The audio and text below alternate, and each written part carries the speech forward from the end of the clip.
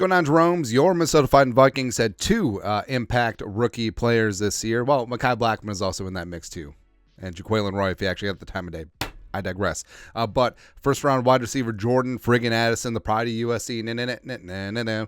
The guy who made Kenny Pickett, the guy who made Caleb Williams, who's going to be one of the best young receivers in the game, as well as undrafted, gritty, gutty, heart and hustle, a guy that I love, Ivan Pace Jr., was undrafted out of Cincinnati because height. I understand being discriminated against by height. I get that a lot. Although I'm relatively tall for a Korean. Like, even though I'm like 5'7", 5'8", like I would be power forward on the Korean national basketball team right now. Doesn't matter. But Ivan Pace Jr. Showed up and showed out for the Vikings as well. And they both got a little bit of love in the ESPN 2023 redraft of the first two rounds. All 63 picks because, the Dolphins were cheating. So the Vikings... the Vikings lose Addison to the Texans, who goes number 12. And we're not going to spoil all the picks, but of course Stroud moves up. Bryce Young doesn't fall as far as you think, which is kind of ridiculous. But Jordan Addison ends up being a wide receiver 2 in this class because Puka. So Puka ends up, I believe, at 4. I want to say, but Addison hooks up with the Texans, and this is what they wrote. Amid the Vikings' quarterback woes this season, Addison, who caught passes from 4 different quarterbacks, was still productive. He stepped up for Minnesota in Justin Jefferson's absence, hamstring, and finished the season with 911 yards and 10 touchdowns. He and Richardson could form a fun duo in Houston. They drafted Anthony Richardson. Though the team wouldn't be able to address its pass rush like it did with the trade for Anderson last April. So, they're referring to the trade with the Cardinals where they eventually got the number 3 overall pick. So they took Stroud and Will Anderson. But in this iteration, going with Richardson, chucking the ball to Jordan Addison, maybe get tanked out a little bit later. You already got Nico Collins. I kind of like that, man. I kind of like that. And Addison this year, 70 catches, 911 yards, 10 touchdowns, and like they mentioned, 4 different quarterbacks. So, and also a lot of it was with JJ out. Now, what you think is like, well, with JJ out, you have more targets, but you get in cornerback 1 attention. But I think that Addison and JJ are going to be a dynamic duo going forward, no matter who the hell the quarterback is. Next up. So the Vikings sticking and picking at 23. They still go wide receiver. Missed out on Addison. Missed out on Puka. Also, how did the Vikings not end up with Puka? Because they took Jaron Hall, so it's clear that they were watching the tape. Like, did they not see number 12? The guy that Jaron Hall was chucking the ball to? Doesn't matter. But the Vikings take Jackson Smith and Jigba, the pride of Ohio State. Now, I love me some JSN in the draft process. He put up some amazing stats in 2021. Was dinged up in 2022, but still contributed this season for Seattle. This is what Kevin Seifert, who is not Carl Gerbschmidt, wrote.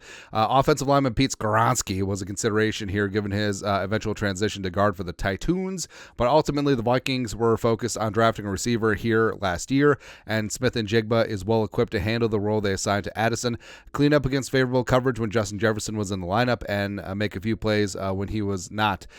Smith and Jigba caught 63 passes for 628 and 4 scores for the Seahawks. And yeah, like JSN had a fine rookie year. Wasn't as good as Addison. Obviously wasn't as good as Puka, but I think that the future is bright. I like what they're going to do on offense up there in Seattle. And I don't know. I feel like Lockett's aging out. DK has always been a bit of an incomplete and inconsistent player, but I think JSN still has brighter days ahead of him. And then, of course, Ivan Pace Jr. So the Lions took Jack Campbell, number 18, the off-ball linebacker from Iowa. And through all metrics, all stats, Ivan Pace Jr.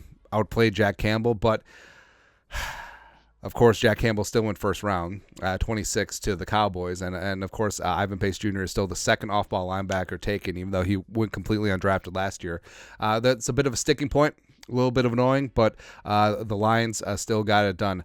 Initially, the Lions selected linebacker Jack Campbell at number 18 overall. I just said that. So this new selection makes sense so as they're still able to address this position with another breakout candidate. Pace, who went undrafted last April, made the 2023 Pro Football Writers Association all-rookie team after putting up 102 total tackles, a fumble recovery, and an interception while starting 11 games for the Vikings. And That would be really annoying, having to face Ivan Pace Jr. twice a year. But it's just something that evaluators miss. And I feel like teams are just too ingrained of the, hey, height, weight, speed. Hey, this guy's a physical freak. Can the dude get the job done? And that's exactly what Pace Jr. did. I mean, I don't know what Pace Jr. had to do at Cincinnati. Like, he showed that he could cover. He showed that he could rush the passer. He showed that he was a sure tackler. He showed that he could play the run. What more do you want in a linebacker? Just, I'm sorry he can't make his arms longer. I'm sorry that he can't grow 2 inches height-wise. But the whole thing about Pace is that he was a monster, and I can't wait for him to be a full-time starter this year, and I can't wait to have Brian Flores have another full offseason to cook up different ways to get Pace Jr. involved in the pass rush game. So, yeah, the future certainly is bright, but I'm glad he didn't end up in Detroit. Saying Detroit, man, this is a Super Bowl. But your thoughts are thoughts. Love to see Jordan Addison and Ivan Pace Jr. moving on up to the east side. Finally got a piece of the pie in the ESPN 2-round 2023 redraft. Let us know your thoughts and our thoughts in the comment section below. Subscribe for daily Vikings takes. Want to support the work? Put a little something in the Venmo. But till next time, Skol, production value.